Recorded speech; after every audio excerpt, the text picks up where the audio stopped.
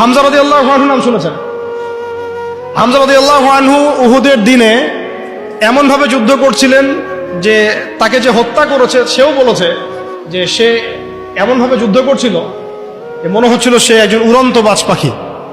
সামন থেকে আমি তাকে আঘাত করার কোনো সুযোগ পাই নাই, পিছন থেকে পাথরের পিছন থেকে তাকে আমি দূর থেকে একটা বর্ষা নিক্ষেপ করেছিলাম।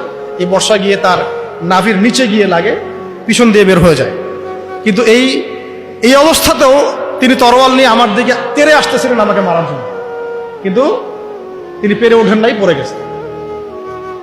তারপরে তার লাশকে চিরে ফেলা হয় এবং কলিজাটা বের করে দাঁত দিয়ে কামড়ে খাওয়ার চেষ্টা করা হয়েছে।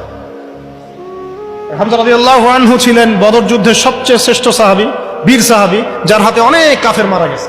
এই জন্য উতবা, শায়বা এদের এক পরিবারের পক্ষ থেকে একটা আক্রোশ ছিল যে যুদ্ধে জিতি আর না জিতে হামজাকে মারতে হবে।